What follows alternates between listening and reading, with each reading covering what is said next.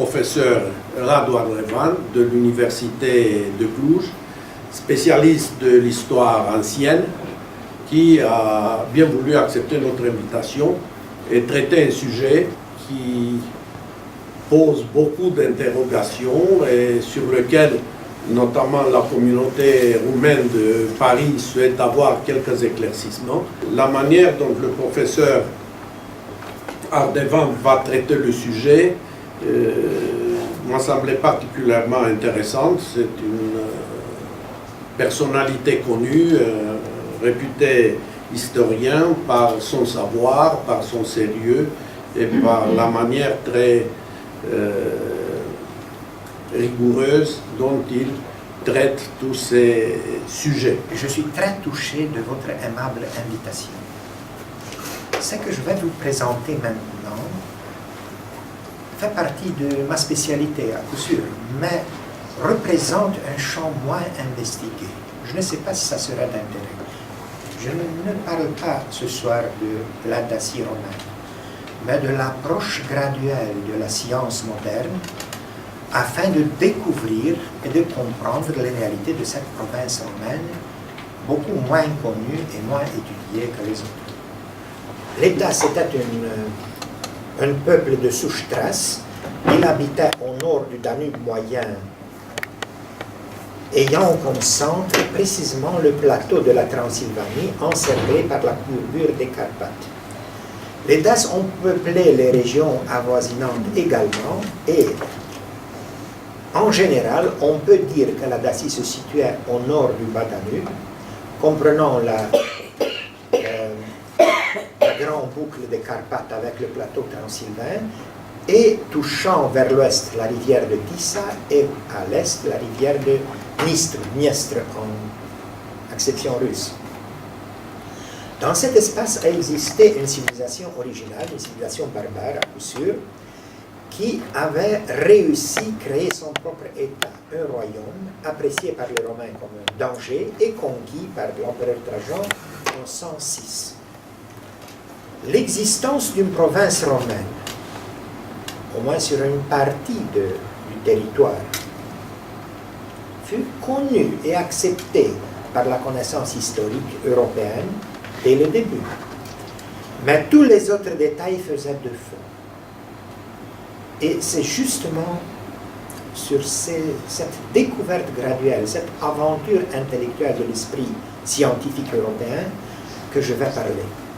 Si on veut parler d'une province romaine quelconque, il faut préciser l'étendue territoriale, les frontières, la structure administrative, l'armée, la civilisation matérielle, la culture et la religion,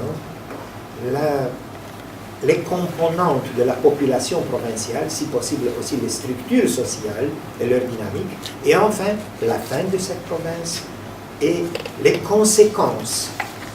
Or, à ce titre, l'historien a plusieurs sources à sa disposition. Hélas, ce ne fut pas le cas de la Dacie. Elle restait inconnue et au début de la science moderne européenne, c'est-à-dire au XVe siècle, durant la Renaissance, on ne savait pas de plus sur cet espace européen. Quelles furent les causes?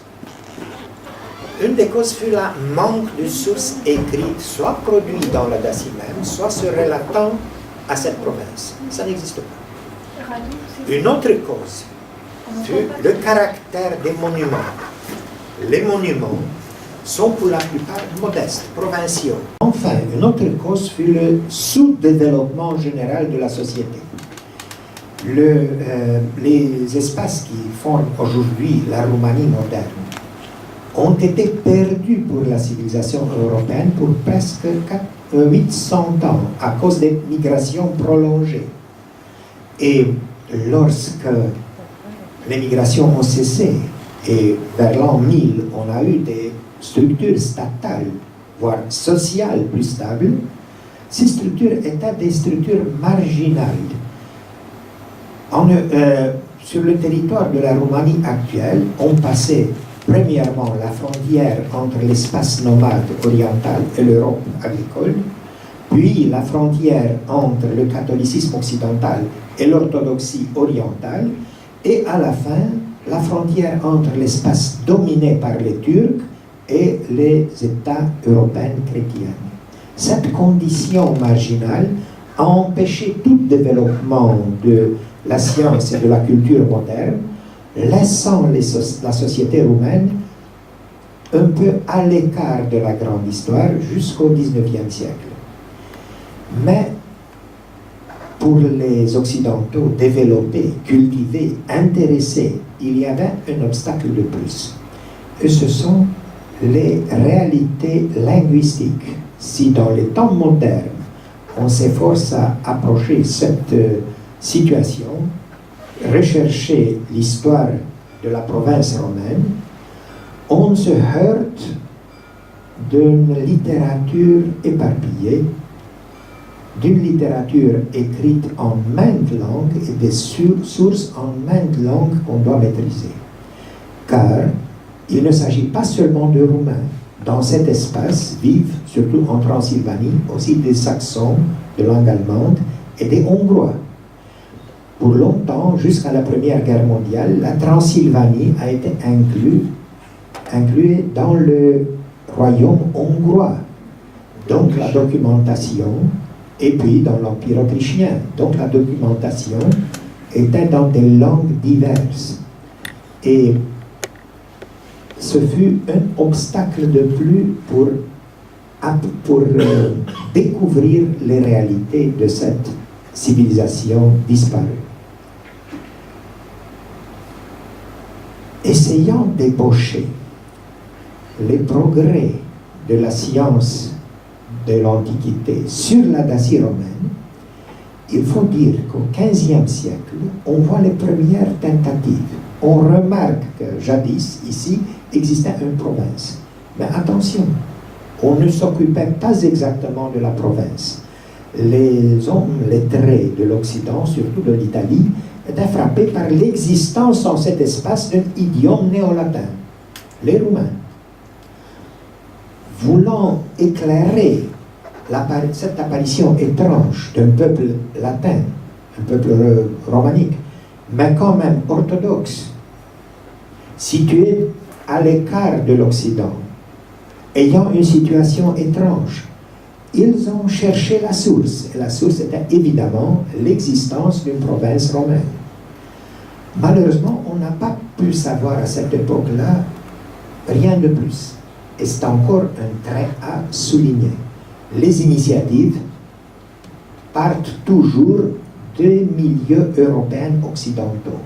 Les indigènes, soit roumains, soit hongrois, soit saxons, ne semblent pas trop préoccupés. Tandis qu'au XVIe siècle, on assiste à un grand changement de situation. Au XVIe siècle, la Renaissance, un phénomène italien jusqu'à présent, commence à s'épanouir un peu partout dans l'Europe occidentale. Mais, ensemble avec elle, se développe une autre fille de la Renaissance, c'est-à-dire la réforme religieuse. Dans ce XVIe siècle si troublé, qui veut dire l'écroulement de l'Hongrie médiévale, l'extension de la domination turque dans l'Europe centrale, la survivance pénible des deux principautés roumaines orthodoxes, la Valachie et la Moldavie, dans ces circonstances, la constitution d'un principauté à part, la Transylvanie, dirigée par des princes réformés. Dans cette situation, les progrès de la science touchent aussi l'espace roumain et surtout la Transylvanie. On commence à voir une élite cultivée dans l'Occident, soit protestante, soit catholique. Et ces gens commencent à s'intéresser, commencent à faire comme dans l'Europe de leur temps, c'est-à-dire investiguer le passé, connaître les sources littéraires et surtout, pour la première fois, prêter attention aux monuments de la province, surtout aux inscriptions, à quelques sculptures, à quelques ruines monumentales. Et ce sont les premières relations que nous avons. Mais, voilà ici la feuille de titre d'un livre imprimé à Padoue par un clerc de hongrois de Transylvanie, qui est la première collection d'inscriptions romaines de l'ancienne Dacie, mise à la disposition de l'Europe civilisée. Mais qu'est-ce qu'on fait à ce moment-là? Le phénomène reste transylvain. Il ne touche que les élites hongroises, voire saxonnes. On ramasse certains monuments, on discute les sources littéraires, on s'efforce de connaître la littérature savante européenne touchant l'histoire de l'Empire romain et de notre espace.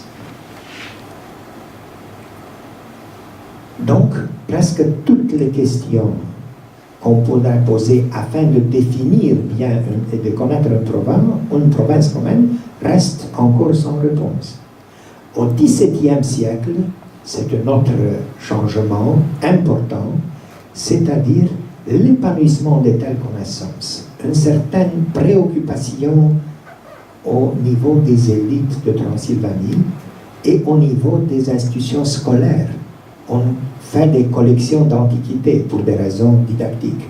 On décrit certains monuments, on discute d'une manière aujourd'hui risible. Par exemple, les Saxons se considéraient les descendants des Daces et faisaient du cas à ce sujet.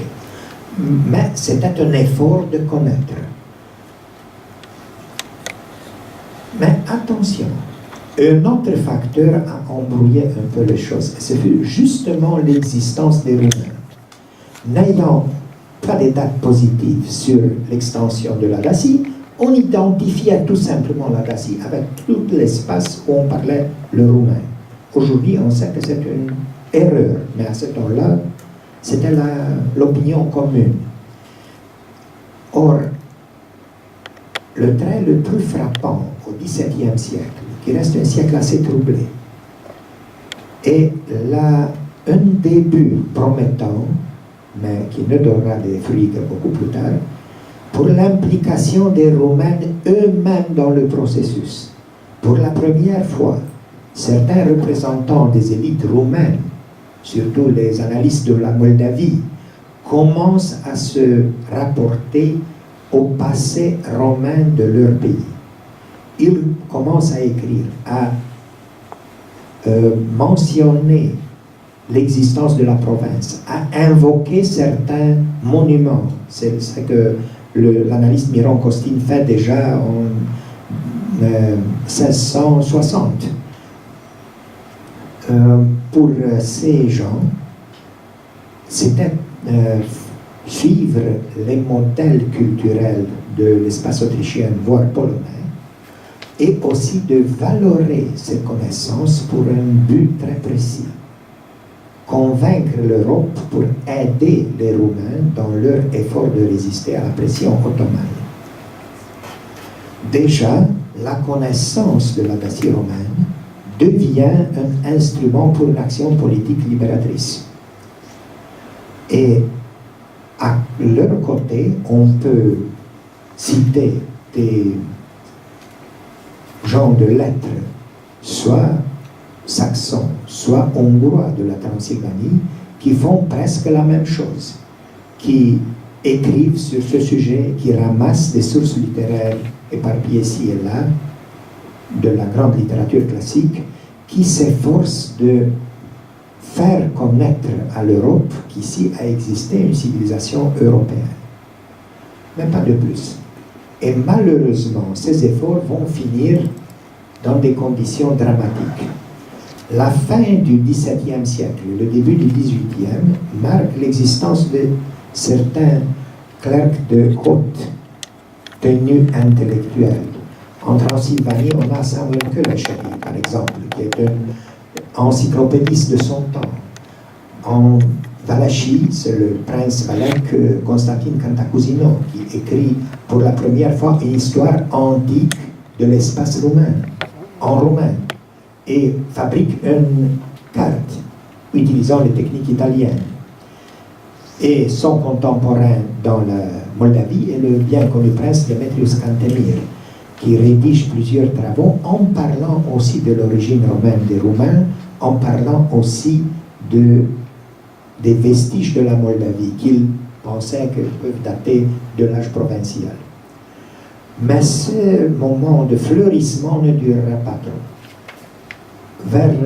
Dans les premières deux décades du XVIIIe siècle, la Transylvanie est incluse dans l'empire des Autrichiens, dans l'empire des Habsbourg, tandis que la Valachie et la Moldavie vont rester sous une domination turque endurcie par des gouverneurs grecs nommés par le sultan.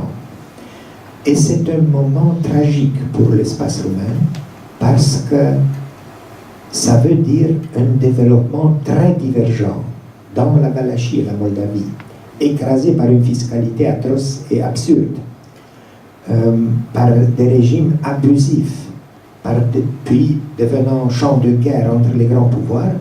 On ne verra plus des progrès, plus d'intérêt, ni même les conquêtes des anciens annalistes ne seront valorifiées plus durant presque 100 ans. La Transylvanie, elle connaît toute une autre destinée. Entrant dans le régime des Habsbourg, bien que ce régime fut assez dur, la Transylvanie va entrer dans un développement spécifique à l'Europe des Lumières. Et c'est dans la Transylvanie que de telles préoccupations seront continuées et d'une manière, je veux dire, européenne de l'âge des Lumières. Des gens cultivés qui font des collections, des écoles, la seule université, l'université jésuite de Cluj, qui cultive de telles études et est intéressée des vestiges antiques du pays. On commence à voir des collections muséales pour des raisons didactiques. Mais c'est aussi un intérêt de la part des Habsbourg et de l'État autrichien. Et voilà, justement au début du XVIIIe siècle, on rencontre cette étrange figure, le grand ingénieur et général italien Luigi Ferdinando Marsili. Travaillant pour la cour de Vienne, il rédige la carte archéologique du Danube moyen et du bas Danube. Une carte qui partait de ses préoccupations militaires comme ingénieur de l'armée autrichienne, mais qui porte beaucoup au-delà de ses intérêts. Marsili est, à juste titre, le premier archéologue de cet espace. Il rassemble les données sur tous les vestiges et tous les sites archéologiques encore visibles, rédige des cartes, rédige des commentaires, ramasse des inscriptions et les introduit dans les circuits culturels centro-européens, à travers les savants de l'Italie surtout. Donc, son ouvrage reste irremplaçable et ouvre une époque de recherche et de florissement de telles connaissances, restreint pour le moment à la Transylvanie. Au XVIIIe siècle, on note toujours en Transylvanie la manque des spécialistes roumains intéressés. Confrontés avec des nouvelles provocations, confrontés avec des attentats à leur identité, les Roumains sont préoccupés de tout autre problème. Il faut édifier leur église, il faut édifier un système scolaire, ils s'efforcent d'affirmer leur individualité.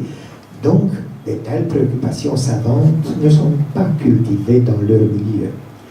Elles sont cultivées dans les écoles saxonnes et hongroises et sont cultivées par certains intellectuels étrangers qui visitent les régions, surtout des officiaux de l'État autrichien, et qui marquent les monuments et qui discutent. Quelques-uns d'entre eux ont rédigé des rapports extrêmement valeureux, comme par exemple Francesco Grisellini ou Pietro Garofallo ou Samuel Hohenhausen, qui sont des gens avec des préoccupations d'archéologues et qui s'efforcent de comprendre cette province. Ou le saxon Johannes Seivert qui rédige une collection d'inscriptions sans méthode à cette époque-là, mais quand même utile pour l'avenir. Avec le XVIIIe siècle, le siècle des Lumières pour l'Europe occidentale et centrale, on peut clore une étape, c'est-à-dire l'étape pré-scientifique. car le 19e siècle, l'âge romantique en Europe, apporte des changements fondamentaux. On peut déceler dans l'histoire intellectuelle de l'espace romain une étape que j'appellerais romantique et une autre au XIXe siècle que j'appellerais moderne, entre guillemets, à coup sûr. Car c'est une sorte de problématique et une certaine qualité des gens impliqués avant les années 60 et les choses changent après. Pourquoi? Parce que dans notre espace, dans les années 60 du XIXe siècle, on aboutit à certaines formes stables de l'État moderne, après révolution et troublements sociaux. Et d'une part, la Transylvanie entre dans un État constitutionnel tant bien que mal, beaucoup plus moderne qu'auparavant, c'est le nouveau empire autrichien-hongrois. Tandis qu'au-delà des montagnes, la Moldavie et la Valachie vont se réunir, formant la Roumanie moderne, phénomène que vous connaissez très bien, fut largement supporté par la France de Napoléon III. La constitution des États modernes est précédée par la constitution d'une conscience moderne. Et c'est exactement l'âge romantique. L'âge romantique qui signifie quelques changements dans le paysage. Si on regarde en Transylvanie, on voit une chose étrange. Le nouveau phénomène de l'âge romantique, c'est l'apparition des sociétés savantes privées, sans support officiel, sans appui de l'État. Et leur but est de cultiver la culture. On a de telles sociétés parmi les Saxons, on a parmi les Hongrois, on les rencontre pour la première fois parmi les Roumains eux-mêmes.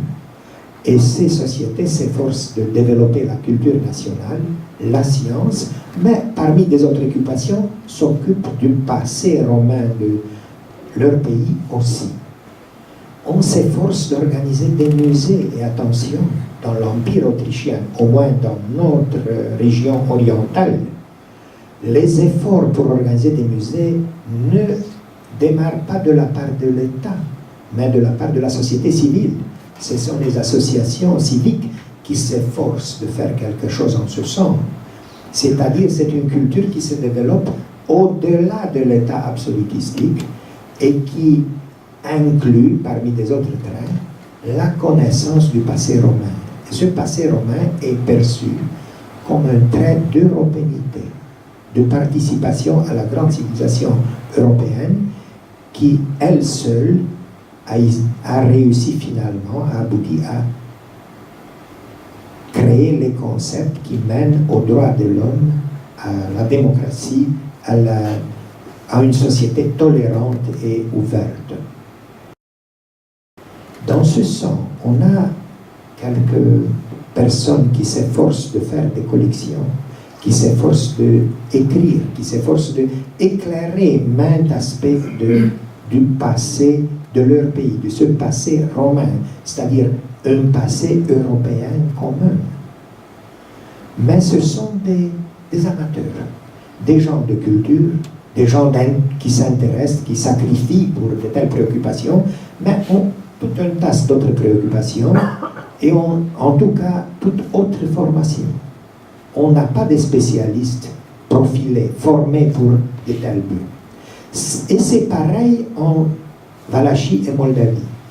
Après la réforme du système politique, la fin du régime fanariote et le début d'une sorte de régime à l'européenne imposé par l'influence russe, on commence les mêmes préoccupations et les mêmes efforts au-delà des Carpates. On voit pour la première fois dans la société valaque, voire moldave, des collectionneurs d'antiquités, des gens généreux qui s'efforcent de faire public leur collection, des gens qui investiguent un peu le passé et écrivent sur ce passé en le valorant comme un passeport d'europénité. Dans cette société qui se réveillait après un long cauchemar, le modèle à suivre est la France. Et parmi des autres traits, la préoccupation pour l'Antiquité classique et pour l'Antiquité provinciale devient un trait culturel commun. Si on voit des amateurs en Transylvanie, on les trouve également au-delà des montagnes. Et je vous présente le pasteur évangélique saxon Michael Ackner, qui a développé une immense activité comme archéologue en Transylvanie. Et au-delà des montagnes, voilà par exemple César Boliak, un révolutionnaire roumain de la Valachie qui a eu des préoccupations profondes pour le passé romain, mais bien sûr n'a pas abouti à des bons résultats scientifiques. Ça veut dire que l'écartement entre les deux grandes zones de la Roumanie commence à se réduire sous le signe de la modernité de souche occidentale, voire française. Et dans ce processus, la connaissance de la Dacie romaine commence à progresser, et dans la Valachie et dans la Moldavie commence à être regardée comme une partie de l'histoire nationale des Roumains.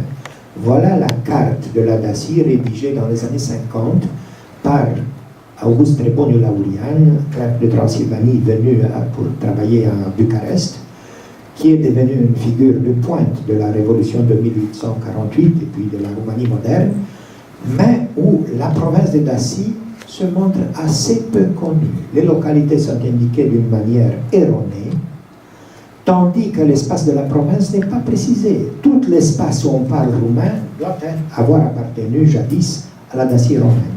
Donc on est encore dans le noir. Les intentions sont méritoires, mais les instruments ne sont pas encore adéquats à une telle démarche, et l'État ne semble pas trop se préoccuper. Les choses vont changer après la stabilisation politique dans certaines formes libéraux, ou presque. Dans l'Hongrie, on commence à édifier les institutions d'une culture moderne, y compris des musées, et développer des recherches dans le domaine. Le musée transylvain, créé à Cluj par une initiative privée dans laquelle les grands nobles hongrois jouaient un grand rôle, devient une organisation soutenue par l'État et plus tard incluse dans la structure universitaire. On fonde l'université moderne de Cluj en 1872. Or, à cette université, on commence à enseigner l'archéologie classique et aussi l'archéologie du pays. Et voilà le premier professeur qui peu après est parti pour Budapest. C'était le noble transylvain Charles Torma, qui, étant de formation juridique, est devenu un véritable archéologue, un véritable savant du domaine par ses propres efforts, par ses propres lectures, par ses fouilles qu'il a pratiquées, la manière dont il a publié les matériaux. Donc, même sans une formation spécialisée, il est devenu un spécialiste de pointe. Károly Torma, je dois le dire, ça sera peut-être une petite surprise, a gâché sa carrière politique après savoir illustré très bien durant la révolution de 1848 les efforts pour obtenir un statut d'égalité de l'Hongrie avec l'Autriche. Pourquoi?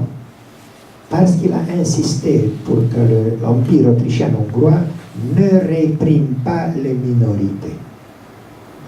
Donc, il est devenu une sorte de corbeau blanc dans la classe politique hongroise et fut finalement éliminé. Károly Torma prenait cette attitude à cause de ses convictions démocratiques profondes et à cause du fait qu'il connaissait bien les Roumains. Durant ses efforts dans le Parlement de Budapest, il a connu un leader roumain, le chef des Roumains de Banat, Vincențiu Babeș, député parlementaire et adversaire des tendances chauvinistes. De cette amitié est sorti un résultat surprenant, car Torma avait une fille et Babeș un fils. Le fils était le fameux docteur Victor Babeș, un pilier de la connaissance médicale en Roumanie. Mais peu de monde sait que la femme de Victor Babeș était la fille de Károly Torma. Et Károly Torma reste une personnalité de pointe qui a investigué pour la première fois la Dacie romaine d'une manière moderne, à l'européenne. Et voilà, c'est lui le premier qui a réussi à établir au nord-ouest de la Dacie le limes, la frontière romaine, dans le département de Sălaș d'aujourd'hui, démontrant que ce ne fut pas toute la Dacie qui a été incluse dans la province romaine, mais seulement la partie centrale. Ces efforts seront continués, mais dans une autre génération, par toute une autre qualité des gens. Voilà son successeur à la cathèdre, à la chaire de Histoire ancienne à Cluj, le professeur hongrois Árpád Budai. Budai est le premier, en Transylvanie au moins, à être formé comme archéologue et spécialiste de la région. Il avait étudié en Allemagne et est venu pratiquer en Dacie les méthodes qu'il avait apprises dans les écoles allemandes et en investiguant le limes allemand. Et ce fut sa malchance, car il a appliqué mécaniquement les connaissances de cette région dans des conditions très diverses. Mais personne ne se rendait compte à cette époque-là. Donc, dans l'âge moderne, on arrive à avoir des spécialistes et une recherche organisée supportée par les cercles universitaires et parfois aussi par l'État, mais surtout par des associations culturelles qui sont très actives, qui restent importantes, qui organisent les musées, qui financent les publications, et la Transylvanie est pleine de telles initiatives. C'est le musée saxon de Sibylle, le musée Brukenthal. Mais beaucoup plus actifs sont, par exemple, le musée de Deva, où règne le personnage qui s'appelle Téglas Gábor, qui était ingénieur, mais qui est devenu un spécialiste de pointe de l'archéologie provinciale.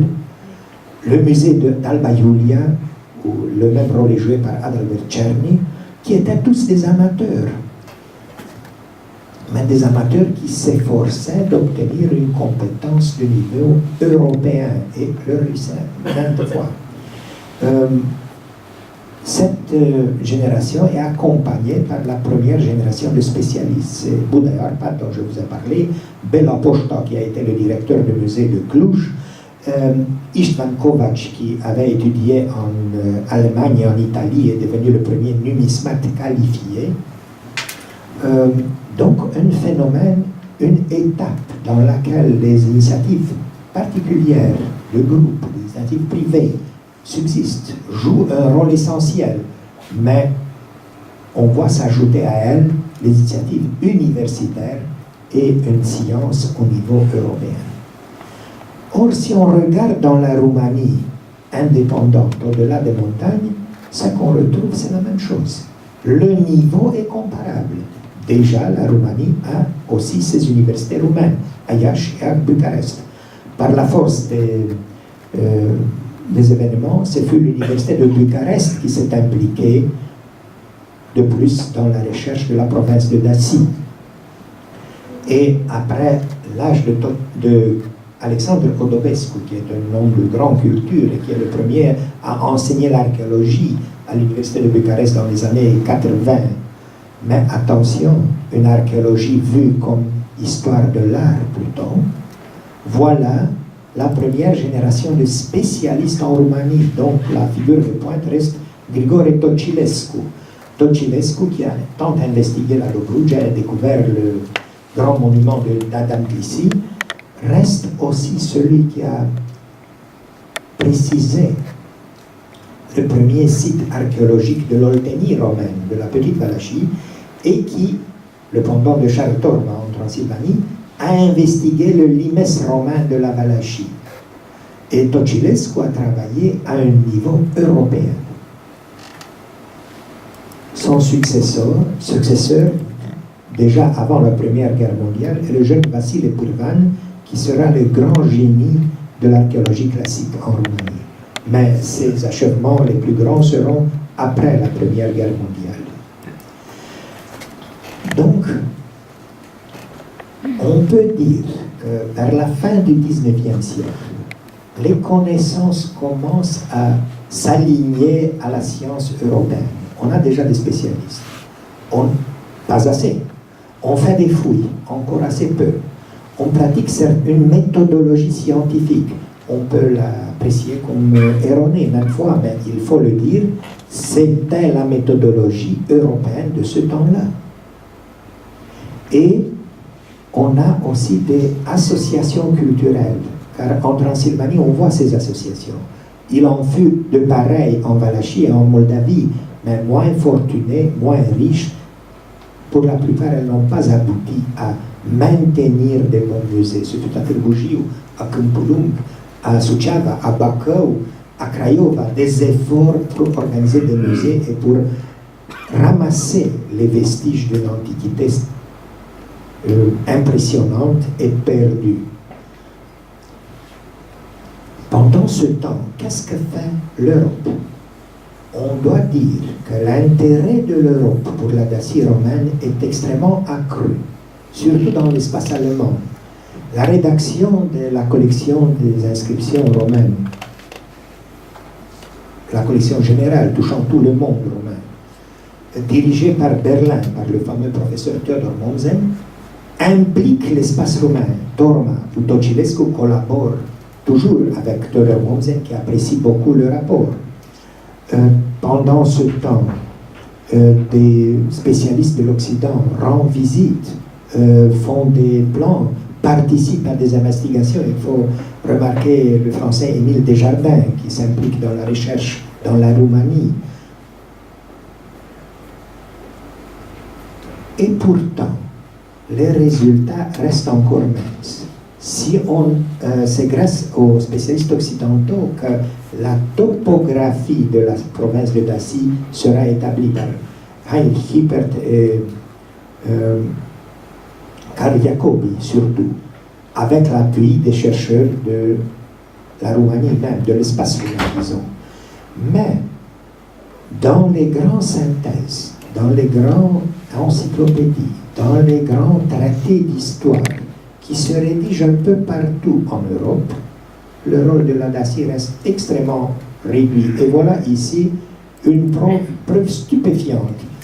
Dans une encyclopédie imprimée à New York en 1900, voilà qu'est-ce qu'on sait sur la Dacie. Presque rien. Dans l'espace allemand, on rédige des cartes, par exemple. C'est un professeur d'Autriche qui fait la première liste des gouverneurs de Dacie, en essayant de systématiser les données. Mais on sait assez peu. On ne prête pas grande attention à cette province dans l'ensemble de l'Empire romain. Et lorsqu'on rédige des voix, des lemmas, dans n'importe quel matériel de référence, ce sont les Occidentaux qui s'en chargent. Donc, on voit des progrès, mais pas des progrès satisfaisants. Or, la situation va changer de manière fondamentale après la Première Guerre mondiale. Il ne s'agit pas seulement de l'union de l'État roumain et de l'appartenance de la Dacie, de l'antique Dacie, au même État moderne, ce qui permet une meilleure administration de la recherche. Mais il s'agit d'un véritable fleurissement. Après la Première Guerre mondiale, ce ne sont pas seulement des changements politiques qui s'ensuivent, mais c'est surtout une révolution sociale. La fragmentation des grandes propriétés,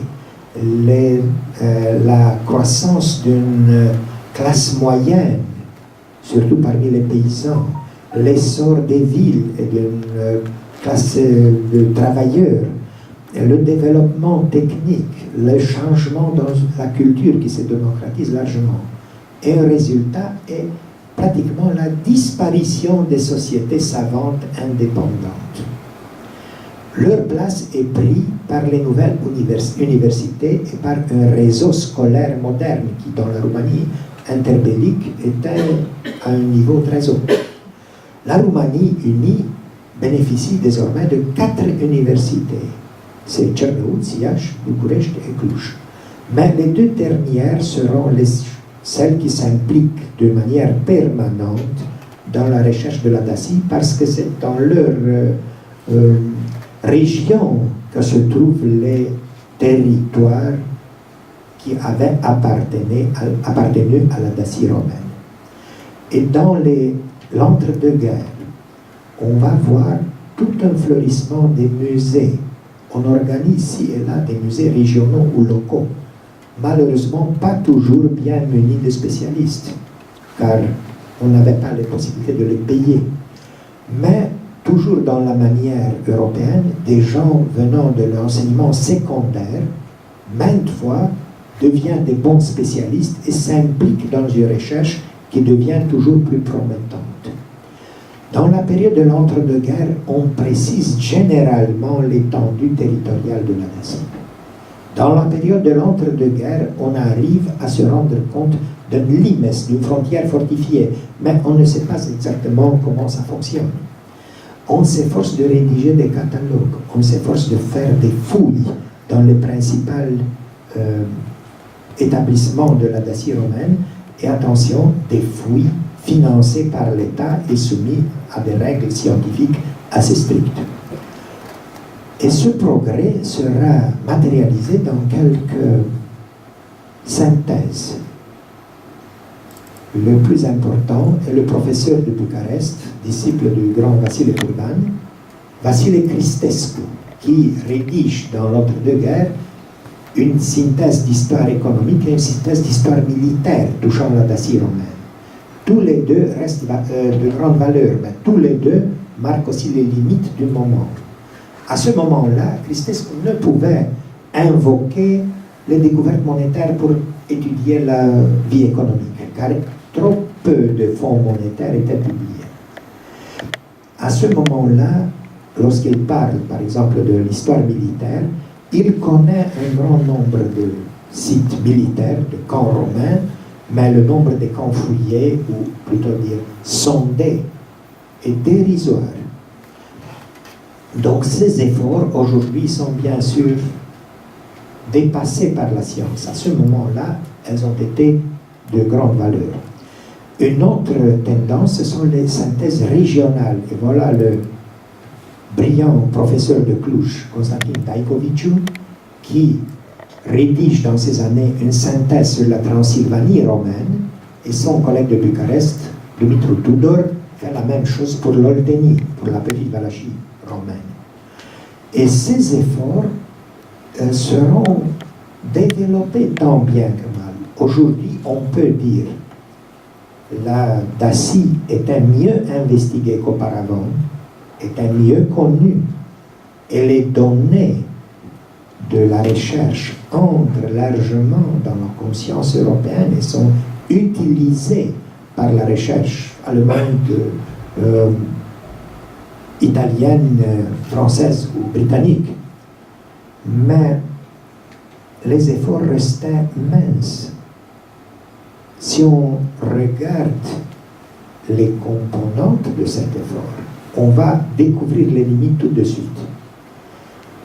On fouille assez, on fouille beaucoup, mais on n'arrive pas à travailler les trouvailles et à rédiger des rapports publicables. On ramasse des antiquités, mais les musées sont dans un piteux état et n'arrivent que rarement à faire des expositions de pointe. On s'efforce de rédiger des travaux scientifiques, mais nul effort n'est pour rédiger des catalogues raisonnés ou des inventaires ou des répertoires archéologiques, de sorte que la science reste un peu éparpillée et difficilement à l'utiliser.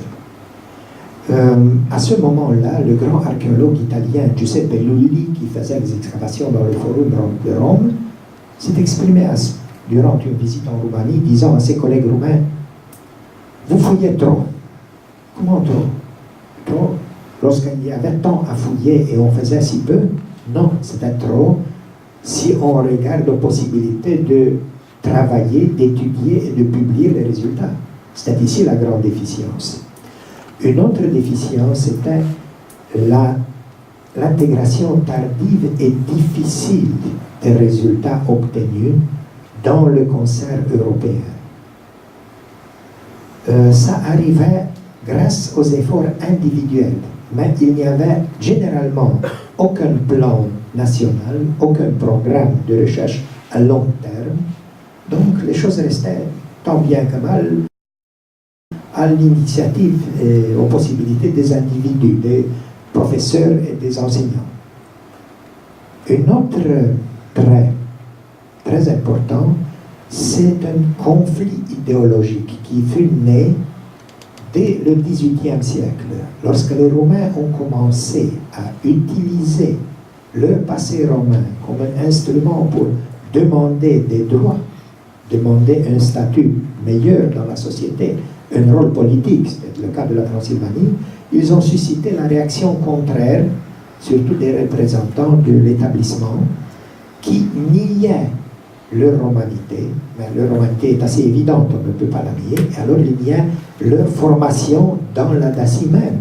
On les prenait pour des immigrants d'une date tardive, pour les refuser tous les droits. Et ce conflit est devenu beaucoup plus aigu au XIXe siècle, lorsque le célèbre Rudolf Rössler, professeur de Vienne, rédige ses théories sur l'origine balkanique des Romains et leur immigration tardive dans l'ancienne Dacie. C'était une opinion que beaucoup de savants la prenaient pour bonne par leur conviction, mais Rössler lui-même semble avoir été influencé, pour ne pas dire plus, par la politique de l'Empire à ce moment-là. Le conflit scientifique devenait un conflit politique et la science était utilisée par les deux parts en conflit. Ce fut de même pendant l'entre-deux-guerres pour des raisons plus que transparentes. Durant que les Romains s'efforçaient de prouver leur passé romain dans le cadre de la Dacie romaine, et la Dacie romaine était prise comme fondement du peuple roumain des temps modernes, ces théories étaient niées par beaucoup de savants, surtout hongrois, certains allemands ou autrichiens, qui ne faisaient que continuer les lignes de la science du temps de l'Empire des Habsbourg. Et une autre faille qui se conturait déjà dans les années de l'entre-deux-guerres, il faut les mentionner. L'un, c'est une inclusion tardive et assez mince des résultats de la science dans les médias et dans la grande culture populaire.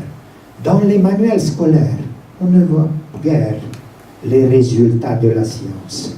On répétait les mêmes idées en argumentant seulement avec la colonne de Trajan et les images qu'on véhiculait il y a 100 ans. Pendant ce temps, on remarque le développement d'une chose que j'appellerais une historiographie parallèle, ou plutôt deux. Les gens de l'Église s'efforçaient d'écrire et de soutenir l'existence d'un christianisme dacro-romain. On n'avait pas de preuves, et alors les savants ont commencé à nier l'existence d'un tel christianisme dès l'âge romain. Bon. Mais pendant ce temps, les prêtres s'efforçaient et continuaient de le soutenir. L'autre est une tendance parascientifique. Toutes sortes d'amateurs commençaient à parler soit sur la Dacie pré-romaine, soit sur la Dacie romaine, avec des idées non fondées par les réalités, mais correspondant à leurs sentiments. Et c'est un trait qui accompagne la science durant tout le XXe siècle. Et je crois que ce n'est pas seulement le cas de l'histoire. Dans cette situation arriva le coup communiste. Le choc est en 1948. Après la Seconde Guerre mondiale, ce fut l'installation d'un régime totalitaire et brutal en Roumanie qui, affectant toute la société dans toutes ses composantes, a touché la connaissance historique sur la Dacie romaine également. Mais afin de la comprendre, il faut souligner que la longue période dictatoriale communiste comporte en Roumanie, attention, chaque pays communiste a eu sa propre histoire et sa propre évolution. En Roumanie, ça comporte 3 étapes, assez différentes. La première est l'étape stalinienne, qui dure jusqu'à environ 1962-1964. La seconde, c'est l'étape d'un communisme soi-disant libéral, entre guillemets, qui se prolonge jusqu'à environ 1974, 1975, 76, tant bien que mal. Et la troisième, jusqu'à la chute du communisme, c'est l'étape du communisme nationaliste. C'est toujours un communisme, n'est-ce pas? Non. Ça a des idéologies différentes. Or, dans les régimes totalitaires, toute science devient la servante de l'idéologie, y compris l'histoire ancienne. Et ce fut le cas. Surtout l'histoire. Surtout l'histoire, oui. Paul Valéry avait raison de dire que l'histoire est le plus dangereux produit de la chimie du cerveau humain. Car voilà, on peut la manipuler et l'utiliser dans des buts peu avouables.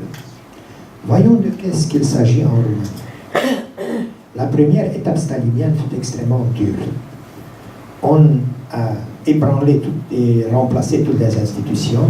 On a décimé les élites en les remplaçant avec des élites fabriquées au moment. On a interdit une large partie de la culture. On a aboli la libre pensée, on a aboli l'esprit critique, on a aboli les contacts avec l'extérieur. La recherche devait désormais non seulement se cantonner dans les frontières nationales, mais poursuivre les lignes de l'idéologie du parti. Et pour l'idéologie du parti, Rome et la conquête romaine, c'était quelque chose de méprisable. Rome était un pouvoir conquérant, un pouvoir infâme qui a écrasé la pauvre société locale. Donc, la tâche des historiens restait de découvrir la résistance des indigènes contre la sale occupation romaine. Et si on n'a pas de preuves, on les fabrique. Un autre commandement idéologique était la lutte des classes, la vie des peuples, des couches opprimées. Il faut découvrir cette réalité matérielle et il faut la mettre en lumière grâce à la recherche. Mais avec quels instruments? Attention, l'installation du régime stalinien signifie parmi d'autres traits aussi l'abolition des études classiques, l'interdiction du latin et du grec. Non, pas seulement on ne les enseigne plus, mais on bannit de telles préoccupations, car de telles préoccupations mettaient tout le monde en contact avec la pensée occidentale. C'est dangereux. Mais, d'une manière extrêmement surprenante, l'âge stalinien est ambivalent, car d'une partie on détruit, d'une autre partie on édifie quelque chose assez étrange. Justement pour répondre au commandement idéologique, il faut rechercher la culture matérielle, donc la civilisation matérielle. Poursuivant cette idée et éduquer les masses dans l'esprit du parti, aussi, on a fondé toute une pluralité de musées dans tout le pays. Et certains d'entre eux ont réussi plus tard à ramasser des bonnes collections d'antiquités et les mettre en valeur. Ça ne dépendait plus de la politique du parti, mais de la qualité des gens. Or, à part cette apparition des musées, on note un autre trait assez étrange. l'apparition d'un réseau de recherche dans la subordination de l'Académie roumaine. Les instituts de recherche dans certains centres. C'était une politique que j'oserais nommer perverse. D'une partie, on développait la recherche, on la finançait bien. Mais ces savants étaient mis à l'écart de la société pour ne pas l'influencer et pour être contrôlés. Les chercheurs de l'Institut ne venaient pas en contact avec la jeunesse universitaire. Ils étaient à l'écart. Dans les universités, on continuait certaines préoccupations, mais axées sur les grandes idées du parti, la lutte des classes et la vie des humbles. Pour la première fois, on a organisé un plan de recherche et on a tracé des thèmes et on a établi des collectifs, des grandes équipes. Le but était aussi d'anéantir les personnalités, de ne pas permettre à une personnalité scientifique de s'évidencier. Et ces grands collectifs ont effectué des recherches, mais des recherches directionnées par le parti. Et après plus de 15 ans de stalinisme, on peut dire qu'on a fait presque rien dans la direction de la Dacie romaine. On évitait ces sujets. On ne s'occupait pas de ces antiquités. On a commencé des grands travaux collectifs qui n'aboutissaient pas à un résultat palpable. Et donc, ce fut une période de négligement et de dédaignement pour le passé romain de la Dacie. Mais même un pouvoir totalitaire comme le pouvoir communiste ne pouvait pas nier l'existence d'un peuple roumain qui est un peuple néo-latin. Donc il fallait expliquer cette réalité et il fallait reconnaître l'existence d'une Dacie romaine, tant bien que mal. Les accumulations matérielles, les fouilles, les matériaux ramassés vont être étudiés et publiés dans l'étape suivante avec des résultats extraordinaires. On doit noter certains écrits de cette période stalinienne, de cette étape, qui sont aujourd'hui risibles, mais il faut pardonner les pauvres scientistes qui devraient se conformer aux ordres du parti. Mais après les années 60, la Roumanie communiste commence à prendre distance de Moscou, avoir sa propre idéologie, nier l'omniscience du parti communiste bolchevique soviétique. Et cette tendance devient visible après 1964, qui est le moment du divorce idéologique entre la Roumanie, toujours communiste, et l'URSS. Le résultat fut un fleurissement inouï des études humanistes. On a réintroduit un peu les langues classiques, pas comme auparavant. On a repris un peu les contacts avec l'étranger, pas comme auparavant. Réduit et très contrôlé, mais quand même. On a commencé à étudier, publier et valorer le passé romain de la Dacie, montrant que même si seulement une partie de la Roumanie moderne avait été incluse dans la province de Dacie, cette inclusion est un fait fondamental qui conduit à l'apparition de nouveaux peuples.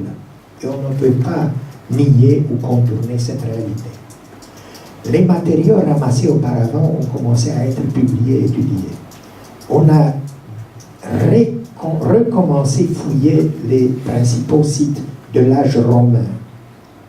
Et le résultat de ce fleurissement, attention, les gens, pour la plupart, les grands spécialistes, étaient les gens formés avant la guerre.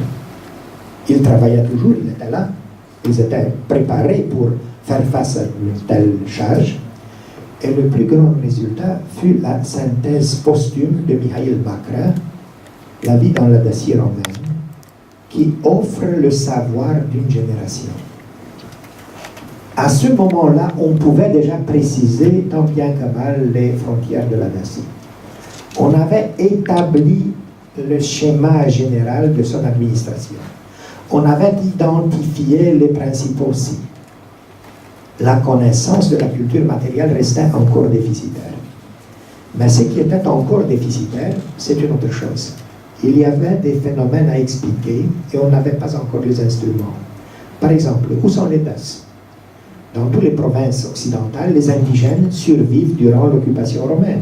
Ils se romanisent graduellement, ils se manifestent, on voit des dieux celto-romains ou ibéro-romains, on voit des noms, on voit une élite indigène qui entre dans l'élite de la société provinciale, et on s'efforçait de chercher les mêmes choses dans Dacie, qui n'existent pas.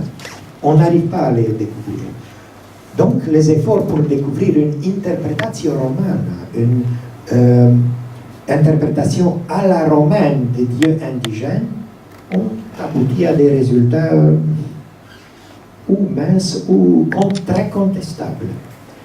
Mais ce que Mihail Makre a rédigé représente un progrès incontestable. Un progrès incontestable qui n'a pas abouti à des autres résultats, car son livre ne fut jamais traduit. Car les initiatives de collaboration avec des sociétés ou des organisations académiques de l'étranger, c'est-à-dire de l'Occident, mais aussi de l'Orient, par exemple de la Bulgarie ou de la Pologne qui étaient intéressées, ont été stoppées et sabotées dès le début. Car la nouvelle génération de spécialistes éduqués dans ces années n'a bénéficié que par accident des contacts à l'étranger.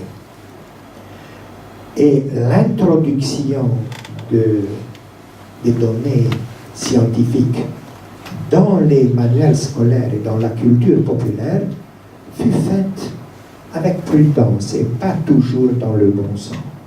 Mais ce qui arrive dans les années 60, c'est que les lemmas et les voix des grandes encyclopédies de l'Occident sont rédactés sur la Dacie romaine, sont rédactés par des savants de la Roumanie elle-même.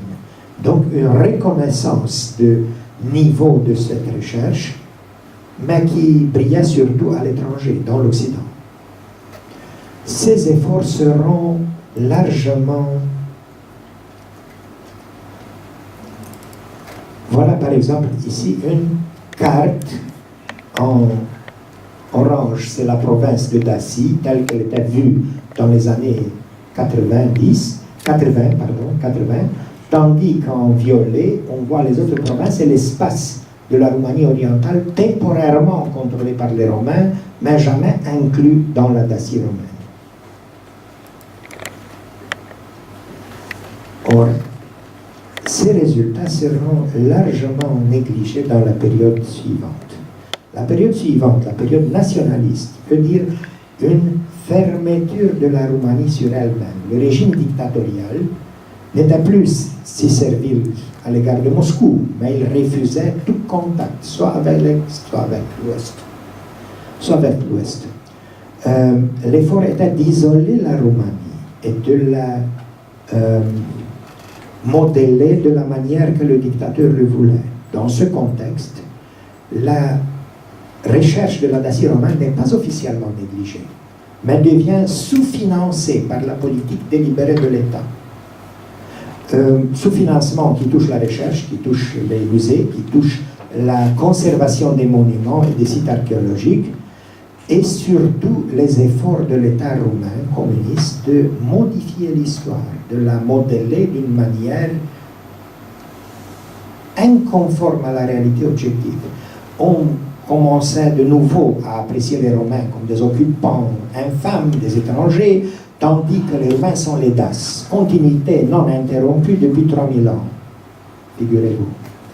Et continuité ethnique et continuité territoriale telle que l'État le voulait, mais que l'histoire ne nous offre pas, hélas. J'aurais aimé que ça soit ainsi, mais il n'en fut pas ainsi. Qu'est-ce que doit-on faire? Et alors, on assiste à des efforts de distorsionner l'histoire dans un sens nationaliste et protochroniste. Est-ce que vous connaissez le sens de cette parole? Ah bon?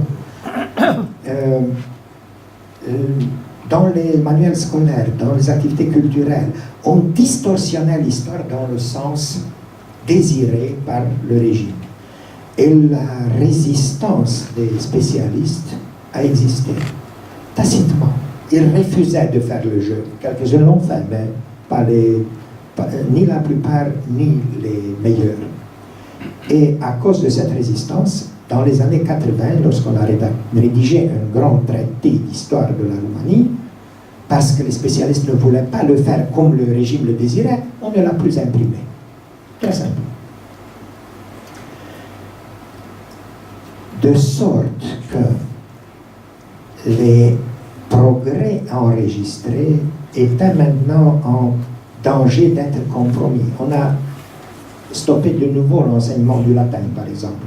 On a arrêté les grands projets, par exemple la collection d'inscriptions, la collection des sculptures, le répertoire archéologique achevé par les collectifs de recherche sont restés non imprimés. Et toujours comme ça. Dans ces moments assez tragiques, généralement pour le peuple roumain, y compris pour ce petit secteur de la connaissance historique, on doit souligner que les savants européens, certaines personnalités de pointe, ont accordé appui et intérêt au problème, ont visité la Roumanie, se sont efforcés à établir des collaborations. Et une figure très lumineuse qui a collaboré avec notre université à faire de son mieux fut le grand professeur français archéologue de l'âge romain, Robert Estienne. Mais il furent encore quelques-uns des autres importants. Mais ces efforts ne recevaient pas la réponse de la part des autorités roumaines, que difficilement et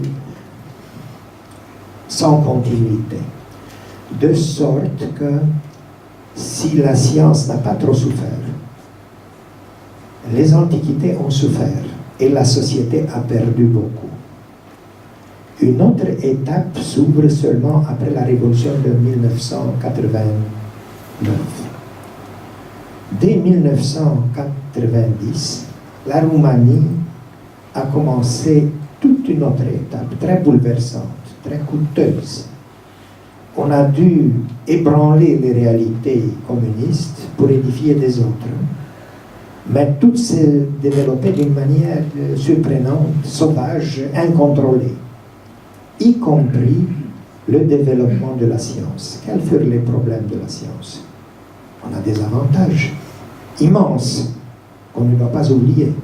La liberté d'expression et de circulation, les possibilités de s'informer, les possibilités de collaborer avec l'Europe civilisée, la possibilité de ne plus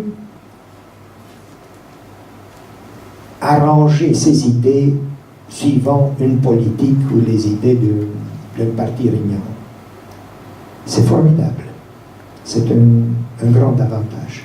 Mais il ne faut pas oublier les défauts du système.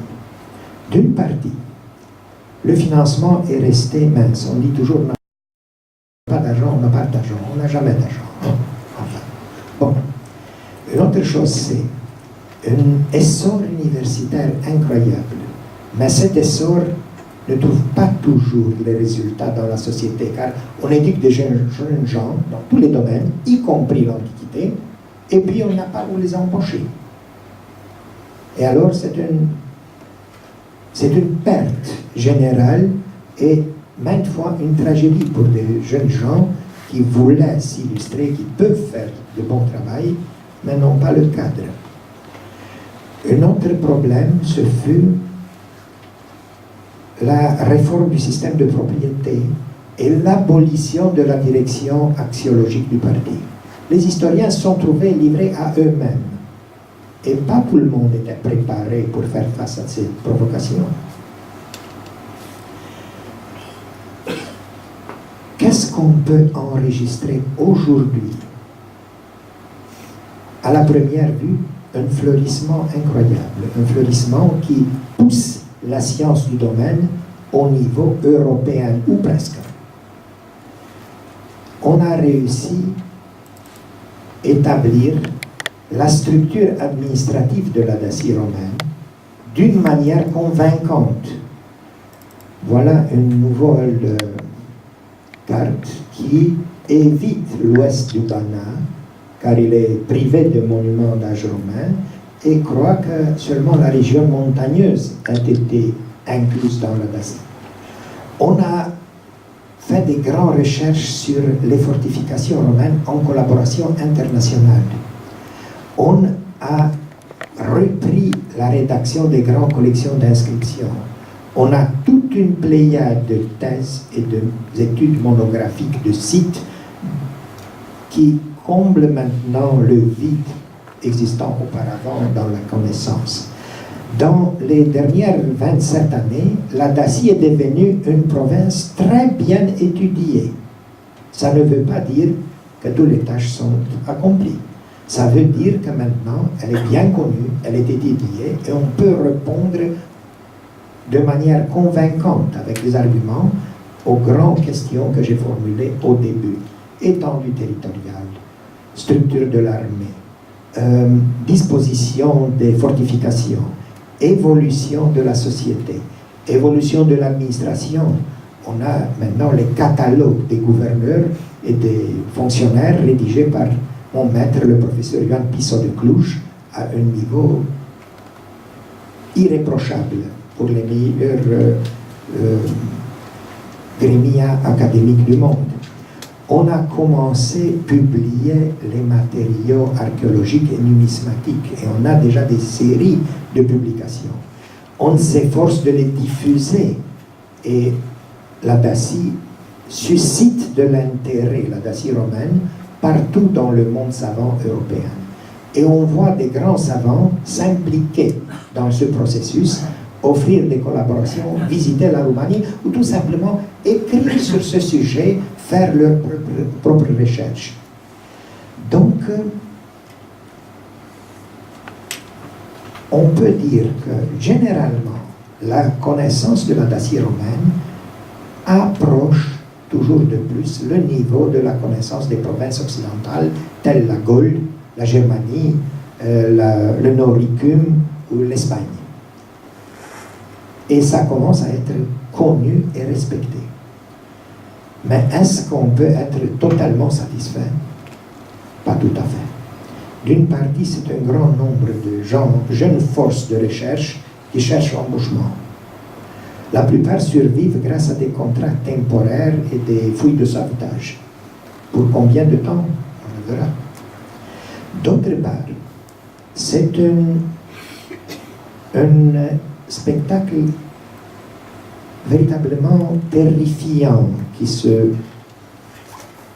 déroule devant nous. La connaissance de la Dacie romaine et sa valorisation dans la culture roumaine est universelle d'aujourd'hui, comprend trois failles qui ne font que s'accentuer.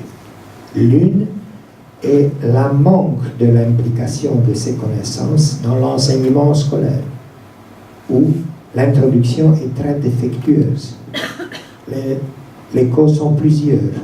Et ce n'est pas seulement la vision des dirigeants, mais aussi les mécaniques des concours pour faire des manuels scolaires. Ce n'est pas le meilleur qui gagne, mais le moins cher. Puis, une autre faille, c'est entre l'historiographie scientifique et une historiographie ecclésiastique. L'Église est maintenant libérée, est sortie à la lumière, mais elle produit ses matériaux et sa propre vision sur la Dacie romaine, y compris tenant assez peu compte de la science. Donc on a deux discours parallèles. La troisième, c'est la prolifération inouïe et largement soutenue par les nouvelles médias des opinions des amateurs de toutes sortes. Quelques-uns bien intentionnés, ils font de reenactment, des spectacles, mais des autres affirment des opinions tout à fait erronées, tout à fait déviantes, qui entrent dans la conscience publique grâce aux médias, et les gens de commune n'arrivent pas à dissocier la vérité du mensonge. Donc voilà des problèmes,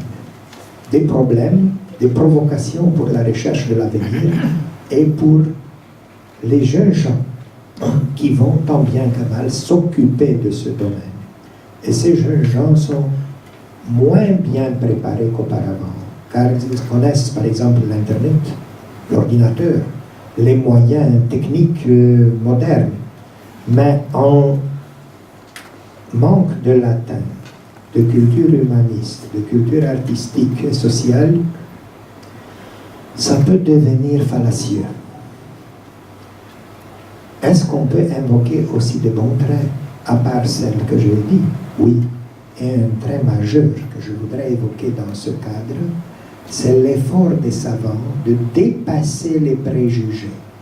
Et j'ai vu ce trait dans certaines relations avec les collègues hongrois.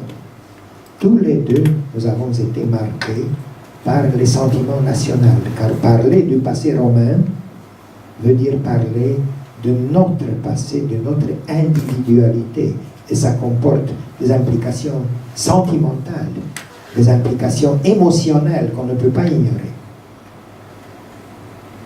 L'effort de se rapprocher de la vérité et de faire moins appel aux implications sentimentales est visible un peu partout. Et un autre trait, c'est la multiplication des collaborations. Des jeunes Roumains qui s'en vont étudier ou travailler dans l'Europe, des jeunes de tout l'espace européen et même de l'Amérique qui viennent rechercher ce sujet ou des sujets apparentés et qui s'efforcent de développer leur recherche en tenant compte de ce que les nôtres font ici, y compris les collègues de Roumanie. Donc, si on a des provocations, si on a des défauts, si on a des déficiences, on a quand même des progrès, on a quand même de l'espoir. Et on s'efforce de continuer et on s'efforce de pousser la Dacie romaine, la pousser pour la faire entrer dans la conscience historique mondiale comme une petite partie d'une histoire universelle qui nous implique, qui nous offre un écusson d'européité et qui, pour nous les Roumains, n'est pas un simple accident de l'histoire, mais la base de l'existence de notre peuple moderne. Donc, qu'est-ce que pourrais-je vous dire pour clôturer cette allocution en vous demandant pardon si je vous ai ennuyé? On est têtu et on va continuer. C'est tout. Merci.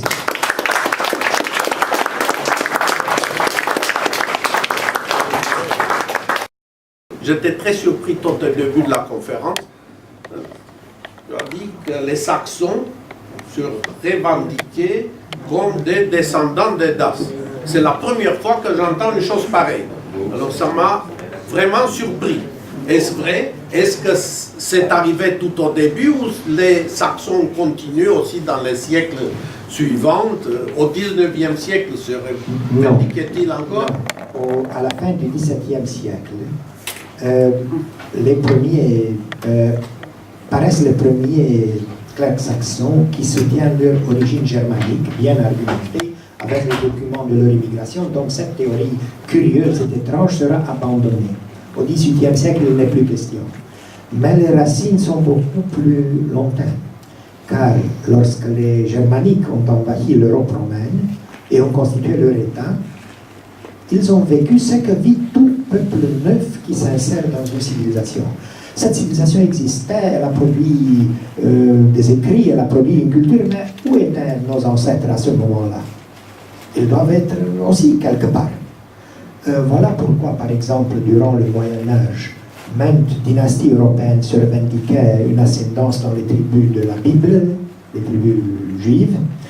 Pourquoi les Polonais, au Moyen-Âge et dans l'âge moderne, se croyaient les descendants des Sarmates antiques, aucune relation, mais c'était la conscience.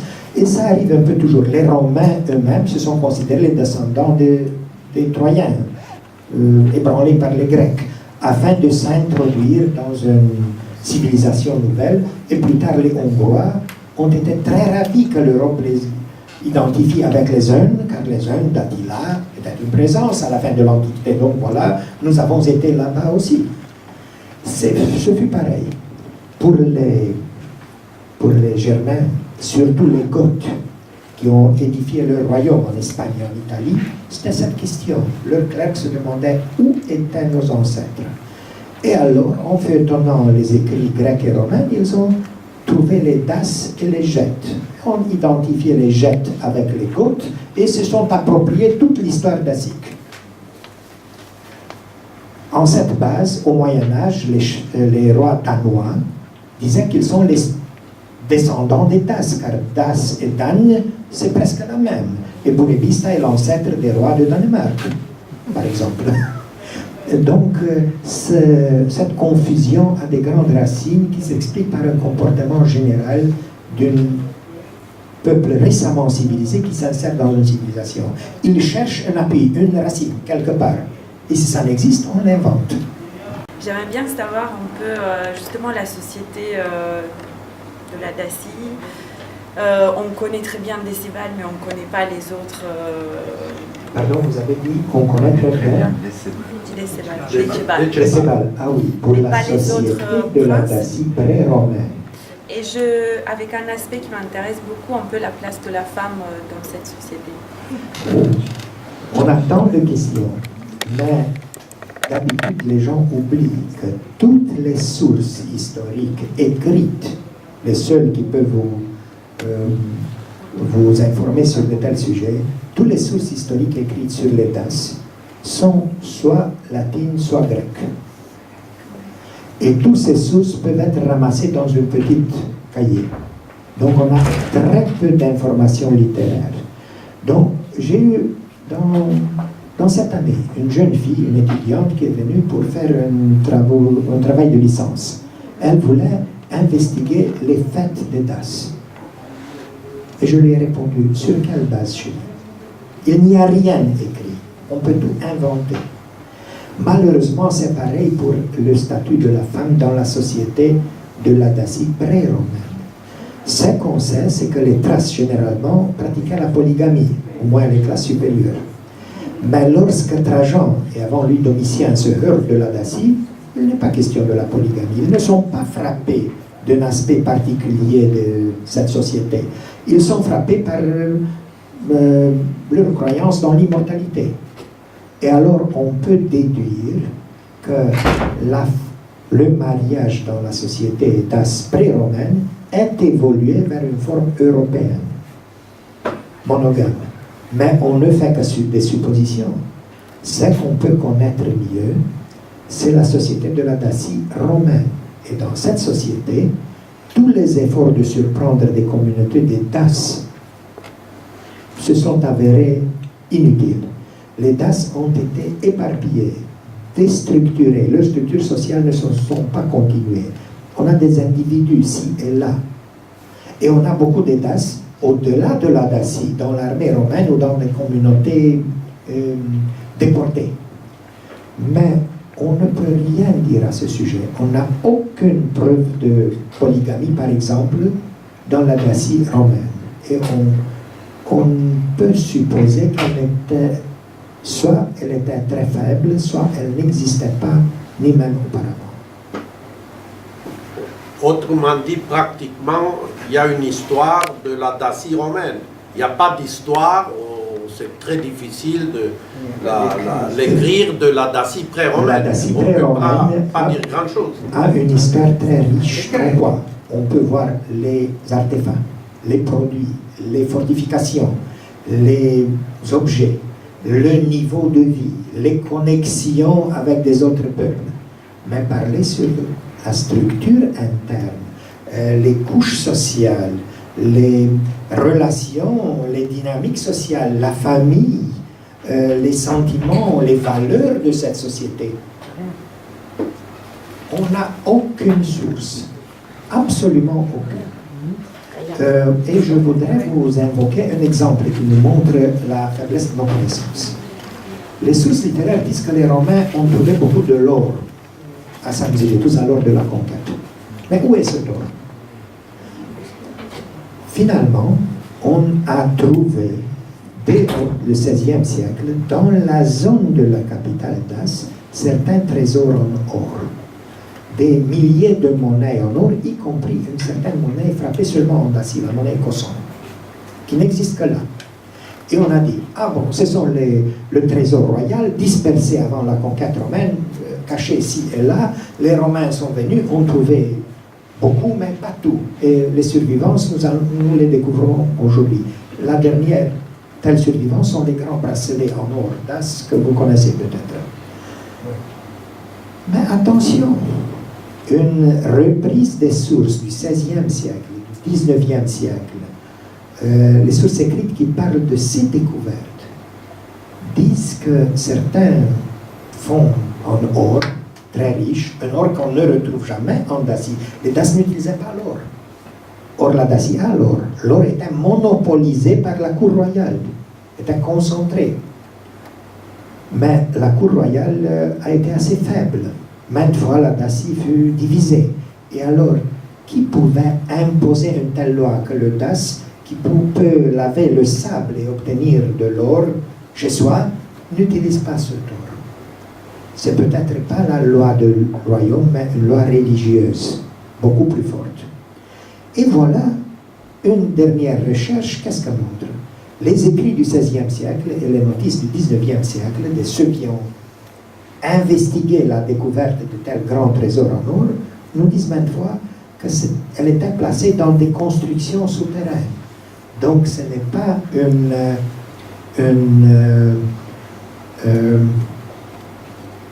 abri temporaire d'un trésor à cause d'un danger. Ce sont des choses de permanence. Et on ose maintenant penser peut-être que dans l'état d'As, les grands fonds en or étaient l'apanage de la religion. Ils devraient être gardés autour du mont sacré où Extersa disait tout ça aussi. Pourquoi? Une savante allemande a supposé peut-être dans leur mentalité ces dépôts en or assuraient la connexion des Das avec la divinité. Donc il ne s'agit pas d'un trésor caché en cas d'émergence. C'est un trésor déposé pour toujours et protégé par la religion. Car si les rois d'As ont autour de leur capitale des milliers et des milliers de pièces en or, ces pièces, on ne les retrouve jamais dans les sites historiques, nulle part en Dacie, ni même à Sarmizeget, tout ça. Donc ce n'était pas une capitale qui circulait. C'était des monnaies déposées quelque part. Elle était un dépôt sacré pour des raisons qui nous échappent. Donc voilà, cette manière de se représenter la connexion avec la divinité est déjà singulière en Europe et nous jette une petite lumière sur la possibilité qu'on ait à faire avec une mentalité totalement différente de la nôtre. Mais faute de sources écrites, quoi faire? Oui. Est-ce que ça existe des souterrains, Un peu plus fort. des tunnels, Ah oui. des souterrains, parce que j'ai entendu ça, je viens de Non. vous entendre que... On n'a jamais trouvé, jusqu'à ce jour-là, des souterrains. Ce que je vous ai dit étaient des constructions en pierre, mais qui étaient, une fois remplies d'or, elles étaient couvertes de terre. Donc ce n'était pas un souterrain, mais une construction cachée. Ça veut dire qu'elle n'était pas fréquentée, elle n'était pas utilisée, c'était un dépôt qui devrait exister là. On n'a pas de structure souterraine, et à ce que nous connaissons de la technique de Das, il leur aurait été impossible de les faire, car il ignorait toute technique de la voûte. Parce qu'on parle beaucoup des tunnels. On parle, mais ce sont des tunnels médiévaux. Et on a brodé, on a fait toutes sortes de légendes dans toutes les villes médiévales de la Transylvanie, ou de la Valachie, ou de la Moldavie, sur ces tunnels. On a trouvé quelques fragments, mais un tel tunnel, qu'est-ce que pouvait-il faire? Un établissement petit et fortifié pouvait avoir un petit tunnel qui conduisait en dehors. Des tunnels, on dit à Cluj par exemple, qui est une ville assez grande. On a fait un tunnel du quartier de Monachtour dans l'Occident jusqu'au-delà à Somechen dans l'Est. C'est fou. Ça aurait été impossible pour leur technique. Ils n'avaient pas d'intérêt. À ce moment-là, c'était un champ. L'intérêt, c'était que quelques personnes puissent sortir sans être aperçues par l'ennemi.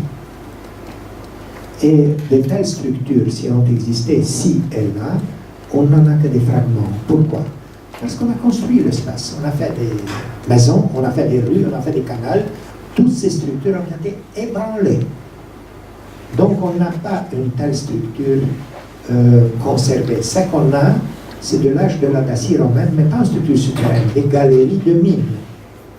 ce qui est tout à fait autre chose. Je suis désolé de détruire un mythe, mais c'est la réalité.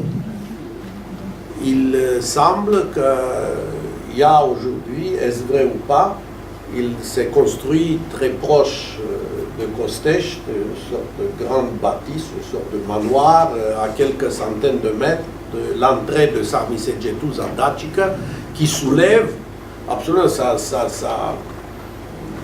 crée un tel étonnement. Est-ce qu'il n'y a pas une protestation ou tout de même un questionnement des Attention. scientifiques eux-mêmes? De telles idées protochronistes, les Das ont été le berceau de la civilisation mondiale, les plus savants, les plus anciens, les plus spiritualisés, et patati et patata, sont véhiculés surtout par des amateurs. Ils ne sont pas des spécialistes du domaine, mais pour la plupart, ils croient qu'ils achèvent un travail très utile à la nation, soulever l'orgueil de la nation, la fierté d'être les descendants et cultiver le patriotisme. Mais justement, les dirigeants de ce courant oublient tout patriotisme lorsqu'on doit gagner de l'argent. Cette investition près des idées DAS n'est pas la première et est vouée à faire un tourisme lucratif. Donc, les DAS sont extraordinaires, on les respecte, mais si je dois gagner de l'argent, je fais un parking et un hôtel, même en détruisant les vestiges. Car c'est plus utile au pays, n'est-ce pas? Mon Dieu, à mon avis, on a une double schizophrénie ici. Si on est si patriote, on doit épargner les monuments et pas les ébranler. Et si on veut tellement aider la nation, il ne faut pas l'aider avec des mensonges. Mais ces gens n'ont pas des doutes. Ils sont si sûrs de ce qu'ils disent. Ils n'ont pas besoin de preuves. Tandis que de l'autre part, on a réussi, après 10 ans d'efforts, que la région de Kostești et de Sarmizegetuza soit déclarée parc national. Mais il y a 10 ans, personne ne savait à qui ça appartient. On ne voulait pas clarifier le régime de propriété, et alors tout à but c'était possible. Bon, ça existe maintenant le cadre légal. Il faut maintenant se battre afin que ce cadre légal fonctionne. Et c'est ça que mes collègues spécialistes dans l'histoire pré-romaine s'efforcent de faire. Est-ce que ça peut ralentir un peu le pillage, parce qu'il y a eu pas mal de pillage dans ralentir un peu le pillage et aussi récupérer tant bien que mal les pertes. Monsieur. Oui, Joël Broquet. Tous les peuples se cherchent des héros éponymes. Vercingétorix en France. Est-ce que dans l'histoire romaine et pré-romaine, est-ce qu'on peut citer des personnages mythiques, emblématiques, qui auraient identifié un peuple et qui ensuite entrent dans la légende, mais enfin une légende est peut-être une fausse, mais c'est un fait vrai. Alors, c'est un fait qui devient vrai pour une culture. Oui, ça existe. Dans l'histoire pré-romaine de Roumanie, le seul personnage qui est devenu d'une telle stature est le dernier roi Décébal, qui s'est opposé jusqu'aux dernières conséquences et a préféré commettre suicide que se rendre aux Romains. Sa personnalité a été cultivée, introduite dans les manuels, et Décébal est maintenant une signe de marque pour l'identité roumaine, un peu comme Vercingétorix en Gaule. Mais on n'a pas dans les relations littéraires de telles personnalités, on a des noms, mais pas de tels héros importants pour les valorer. Le régime communiste s'est efforcé de valorer un prédécesseur de Décébal, le roi Burebista, contemporain de Jules César. Mais ce furent des efforts qui n'ont pas abouti à une implantation de Burebista dans la conscience publique.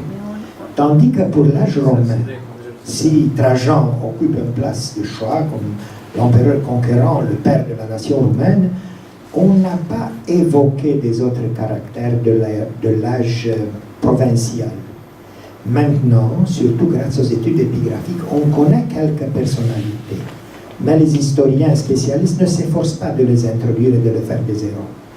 Alors, on n'a que Décébal pour occuper l'avant-scène. Je ne crois pas. Dans la Gaule romaine, est-ce qu'on invoque un héros emblématique pour une Gaule de l'âge romain?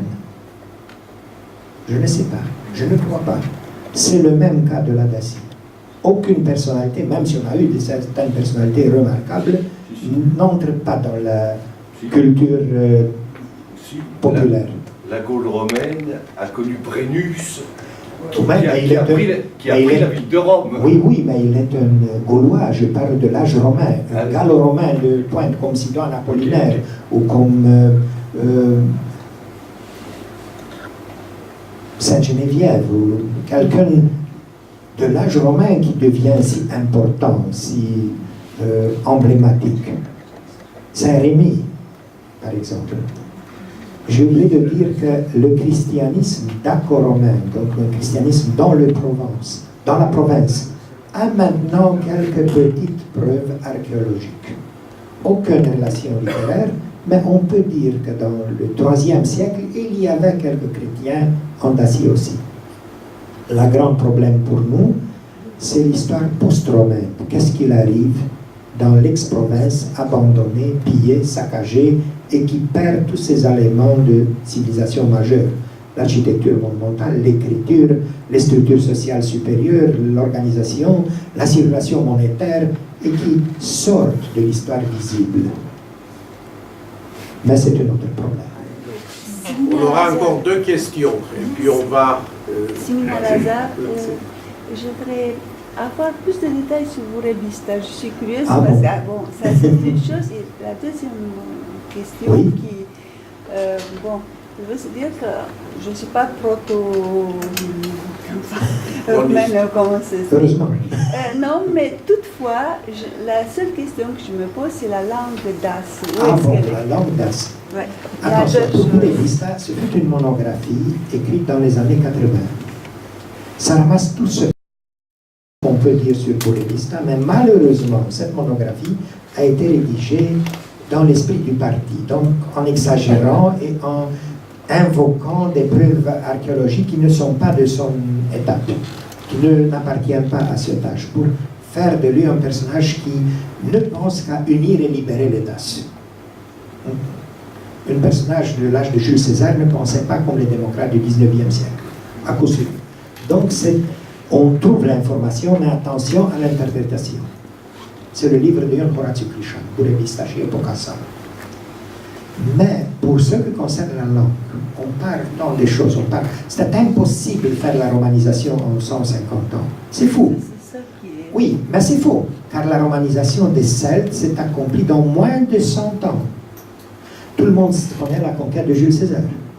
Mais peu de gens se rappellent qu'en 69, après la mort de Néron et l'affondrement de l'Empire romain dans des guerres civiles, pour un certain laps de temps, la Gaule est restée privée de toute garnison. Et alors, ce fut une révolte.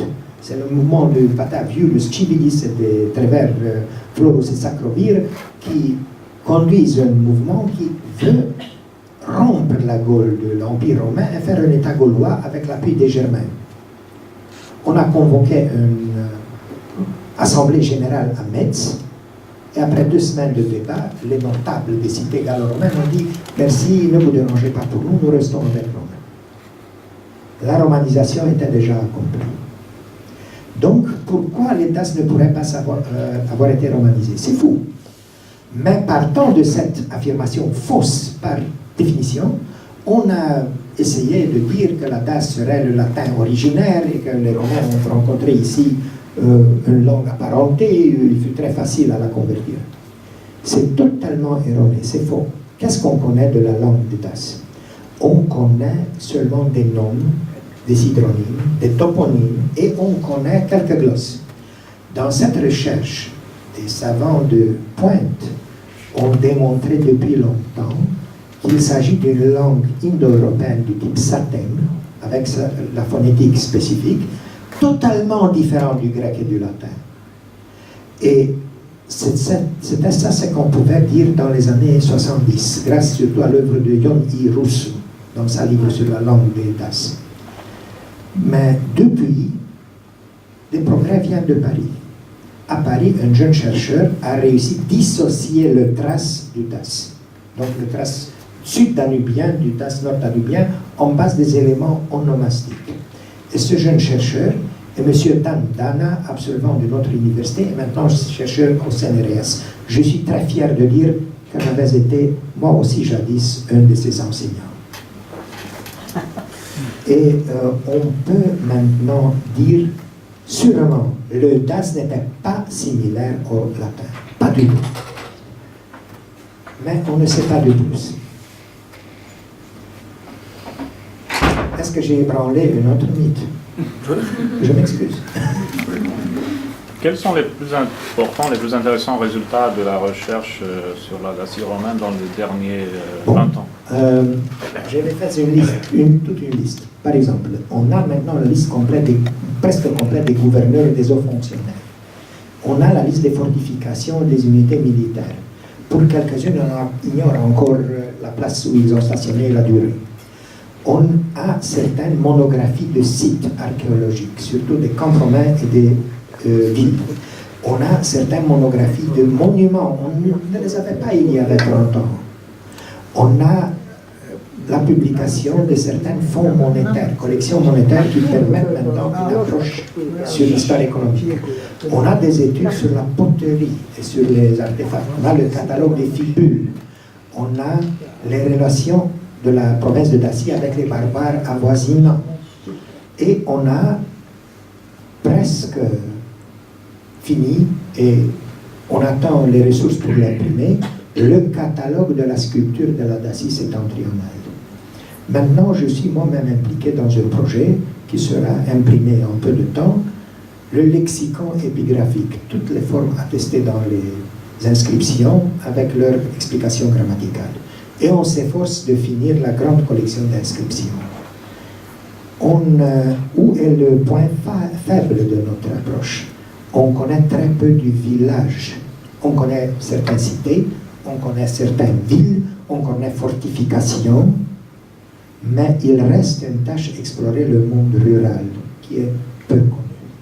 On pourrait expliquer en fait cette fascination du peuple roumain, des Roumains pour les Daces et pour la Dacie pré-romaine, davantage que par rapport à la Dacie post-romaine, en fait romaine. Quel serait en fait, à part le communisme? Parce que je parle aujourd'hui de le nos jours, communisme, en fait, c'est surtout la recherche d'une identité. On dit que les droits de l'être humain sont le droit à la vie, le droit à la liberté et le droit à la culture. Mais il y a aussi un autre droit, le droit à l'identité. Toute entité cherche sa identité, chaque individu, chaque peuple, chaque communauté. Or, ces DAS sont fascinants parce qu'ils sont assez peu connus, car on n'a pas de sources. Alors, on peut chercher son identité ancestrale et on n'est pas obligé de tenir compte de beaucoup de données scientifiques, on peut rêver. Et ça permet toujours de la fantaisie. La science est importante, mais la vie ne comporte pas uniquement la science. Il faut rêver également. Ah ben,